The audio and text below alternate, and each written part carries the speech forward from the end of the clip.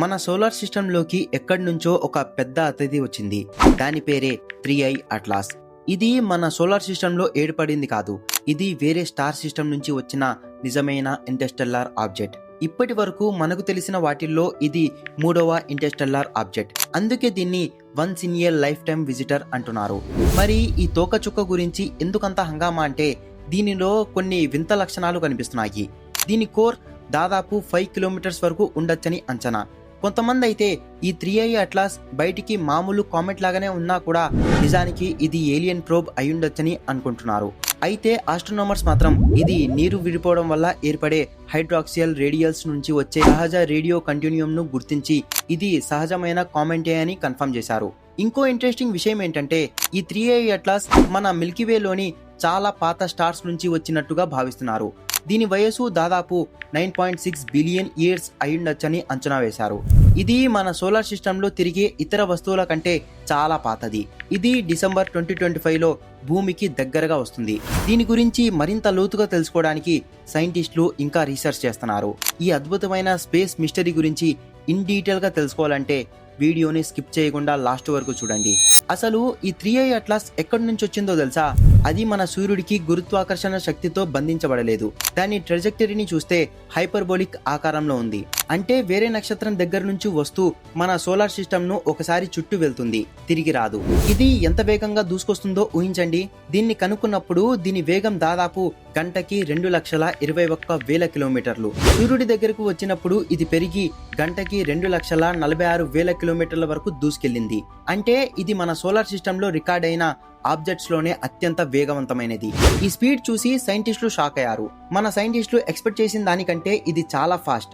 ఇది ఇంకో నక్షత్రం నుంచి వచ్చిన మ్యాటర్ కాబట్టి దీన్ని ఇంటర్స్టెల్లార్ ఆబ్జెక్ట్ అని కన్ఫర్మ్ చేశారు. ఇది 3వ ఇంటర్స్టెల్లార్ గెస్ట్ అనుకున్నాం కదా, మరి అంతకుముందు వచ్చినవి ఏంటి? వాటితో పోలిస్తే ఇది ఎంత స్పెషల్ అంటే ఫస్ట్ ది 1i ఓమౌ. దీని ఆకారం పొడవాటి సిగరెట్ లాగా రాకీ లేదా మెటాలిక్ లాగా ఉండేది. దీని చుట్టూ తోక గానీ గ్యాసెస్ గానీ కనిపించలేదు, కానీ గ్రావిటీకు మించి ప్రయాణించింది. అందుకే దీన్ని కొందరు ఏలియన్ టెక్నాలజీ అని కూడా అన్నారు. ఇక సెకండ్ ది 2i బొరిసౌ. ఇది మాత్రం మన సోలార్ సిస్టమ్ లోని తోక చుక్కల మాదిరిగానే కనిపించింది. ఇందులో water ice, carbon monoxide, cyanide లాంటి పదార్థాలు కనిపించాయి. ఇక థర్డ్ ది 3i అట్లాస్. ఇది వాటన్నిటికంటే పెద్దది, మాస్ ఎక్కువ. దీని న్యూక్లియస్ 0.44 కిలోమీటర్స్ నుంచి 5.6 కిలోమీటర్స్ వరకు ఉండొచ్చని అంచనా. 5 కిలోమీటర్ సైజ్ అంటే ఇంత పెద్ద ఇంటర్స్టెల్లార్ ఆబ్జెక్ట్ ను మనం కనుక్కోవడం ఇదే మొదటిసారి. దీనికి 3i అట్లాస్ అనే పేరు ఎందుకు వచ్చిందో తెలుసా?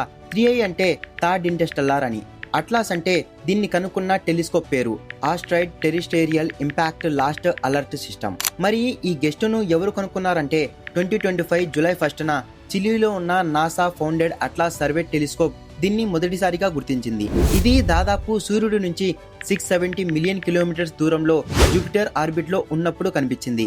మొదట చూసినప్పుడు ఇది చాలా మసకగా 17th మాగ్నిట్యూడ్ లో ఉండేది.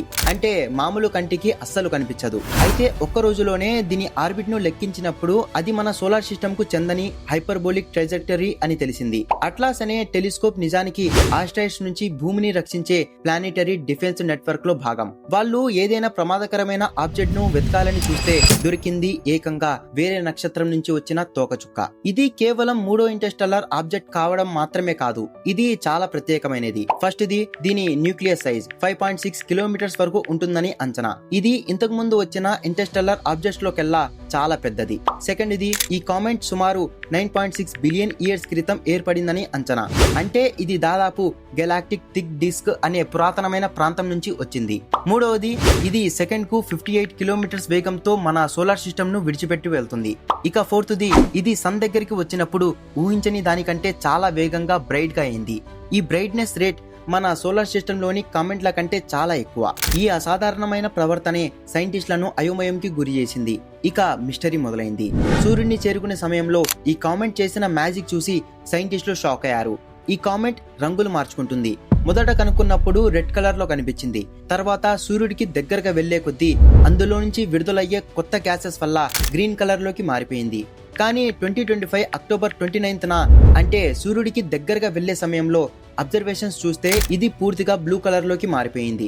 సాధారణంగా తోకచుక్కల నుంచి వెలువడే దుమ్ము సూర్యరశ్మిని చెదరగొట్టడం వల్ల అవి రెడ్ కలర్ లోకి మారాలి, కానీ ఇది బ్లూ కలర్ లో కనిపించింది. ఈ బ్లూ కలర్ బహుశా ఉపరితలం నుంచి విడుదలవుతున్న ఎగ్జిస్టెడ్ గ్యాస్ వల్ల లేదా దాని ఉపరితలంపై ఉన్న పదార్థాల వల్ల వచ్చి ఉండొచ్చు. మరి ఇది నిజంగా ఏలియన్ స్పేస్ షిప్ ఏనా అంటే ఫేమస్ హార్వర్డ్ ఆస్ట్రోనామర్ అయిన అవీ లూబ్ మాత్రం దీని ఎక్స్ట్రాడినరీ బ్రైట్నెస్, ఆర్బిట్ మార్గం అండ్ మొదట్లో తోక లేకపోవడం వంటి లక్షణాలు చూసి ఇది సాధారణ తోకచుక్కల్లా ప్రవర్తించడం లేదు, బహుశా ఇది ఏలియన్ ప్రోబ్ కావచ్చు అని బలంగా వాదించారు. ఆయన దీనికి లోబ్ స్కేల్లో 60% ఏలియన్ ఆరిజిన్ అని రేటింగ్ కూడా ఇచ్చారు. ఆయన అక్టోబర్ 29న ఇది సూర్యుడి దగ్గరికి వెళ్లే ముందు సెలవు తీసుకోండి అని జోక్ కూడా చేశారు. ఈ చర్చలు, ఊహాగానాలు అన్ని కలిపి 3i అట్లాస్ కథ మరింత ఆసక్తికరంగా మార్చింది. కొంతమంది ఏలియన్ అని అన్నా కూడా మెయిన్ సైంటిఫిక్ కమ్యూనిటీ మాత్రం ఇది పక్కా కామెంటే అని నమ్ముతున్నారు. వాళ్ళ నమ్మకానికి బలం చేకూరుస్తూ కీలకమైన ఆధారాలు వచ్చాయి. First the carbon dioxide. James Webb space telescope and SPHEREx వంటి శక్తివంతమైన పరికరాలు 3i అట్లాస్ చుట్టూ ఉన్న గ్యాస్ ను పరిశీలించాయి. అందులో కార్బన్ డైఆక్సైడ్ విపరీతంగా ఎక్కువగా ఉందని తేలింది. ఈ కామెంట్ లో వాటర్ కంటే కార్బన్ డైఆక్సైడ్ రేషియో 8:1 గా ఉంది. ఇది మన సోలార్ సిస్టమ్ లోని తోకచుక్కల కంటే చాలా విచిత్రమైన chemical future. Second the water vapour and other gases. Swift observatory ద్వారా OH అండ్ వాటర్ వేపర్ ఆనవాళ్లు గుర్తించారు. Cyanide gas and atomic nickel vapour కూడా కనిపించాయి. ఈ పదార్థాలన్నీ సాధారణంగా తోకచుక్కల్లో కనిపిస్తాయి.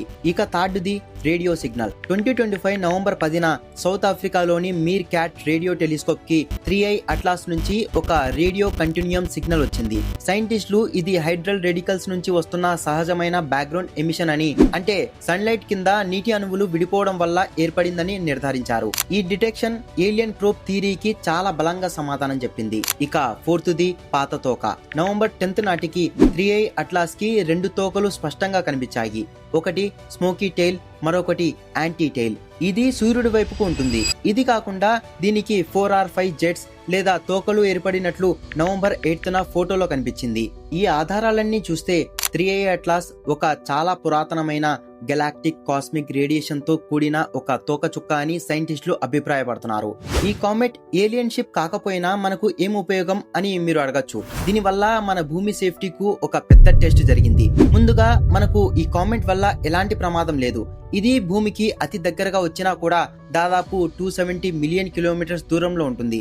అయినా మనం ఎందుకు స్టడీ చేస్తున్నామంటే ఇలాంటి వేగవంతమైన ఆబ్జెక్ట్స్ ల మార్గాన్ని పసిగట్టడం ప్లానెటరీ డిఫెన్స్ కు చాలా ముఖ్యం. 2025 అక్టోబర్ 2-3 తేదీల్లో 3i అట్లాస్ మార్స్ గ్రహం దగ్గరగా దాదాపు 19 మిలియన్ మైల్స్ దూరం నుంచి వెళ్తుంది. ఆ సమయంలో భూమి నుంచి సూర్యుడికి అడ్డంగా ఉండడం వల్ల మన టెలిస్కోప్స్ కు ఇది కనిపించలేదు. కానీ యూరోపియన్ స్పేస్ ఏజెన్సీస్ కి చెందిన ExoMars trace gas orbiter మరియు మార్స్ ఎక్స్ప్రెస్ వంటి మార్స్ చుట్టూ తిరిగే స్పేస్ షిప్స్ 3i అట్లాస్ ను అబ్జర్వ్ చేశాయి. ఈ మార్స్ బేస్డ్ డేటాను ఉపయోగించి ESA సైంటిస్టులు కామెంట్ యొక్క స్థానాన్ని 10x ఫాస్ట్ గా అంచనా వేయగలిగారు. ఇది భవిష్యత్తులో భూమికి ప్రమాదకరమైన ఏ ఆబ్జెక్ట్ అయినా వస్తే దాని మార్గాన్ని ఖచ్చితంగా ఎలా ట్రాక్ చేయాలో నేర్చుకోవడానికి ఒక పెద్ద ల్యాబ్ టెస్ట్ లాగా ఉపయోగపడింది. మనకి ఇంత అద్భుతమైన గెస్ట్ వచ్చినప్పుడు దాన్ని చూడాలని ఉంటుంది కదా. మామూలు కంటికి కనిపిస్తుందా అంటే దురదృష్టవశాత్తు ఇది మామూలు కంటికి అస్సలు కనిపించదు. ఇది నవంబర్ 2025 నాటికి మ్యాగ్నిట్యూడ్ 11-12 వరకు మాత్రమే ప్రకాశిస్తుంది. మరి ఎలా చూడాలంటే చాలా మసకగా ఉన్నా కూడా మంచి టెలిస్కోప్ లేదా శక్తివంతమైన బైనాకులర్స్ లో చూస్తే ఖచ్చితంగా కనిపిస్తుంది.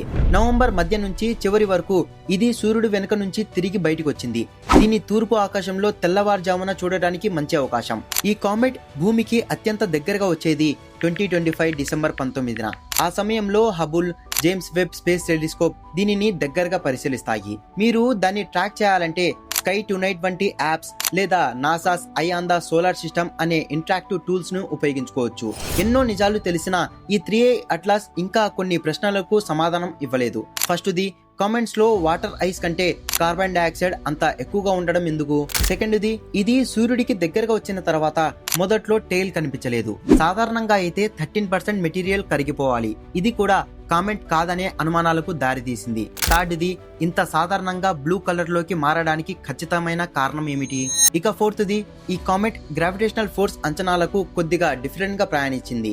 ఇలాంటి ప్రశ్నలకు సమాధానాలు దొరికితే వేరే నక్షత్రాల వ్యవస్థలో గ్రహాలు ఎలా పుట్టాయో తెలుస్తుంది. ఈ మిస్టీరియస్ ఆబ్జెక్ట్ ప్రయాణంలో జరిగే ప్రతి కొత్త డెవలప్మెంట్ గురించి తెలుసుకోవాలంటే మన ఛానల్ ని ఇప్పుడే సబ్స్క్రైబ్ చేసుకోండి. ఈ వీడియో మీకు నచ్చితే లైక్ చేసి మీ ఫ్రెండ్స్ అందరికీ షేర్ చేయండి. చివరిగా ఒక క్వశ్చన్, మరి ఇంత పెద్ద యూనివర్స్ లో మనం నిజంగానే ఒంటరిగా ఉన్నామా? దీనిపై మీ ఒపీనియన్ ఏంటి? కింద కామెంట్ లో చెప్పండి. మళ్ళీ ఇంకో ఇంట్రెస్టింగ్ వీడియోతో కలుద్దాం. Thanks for watching. This is Imtiaz signing off. Bye.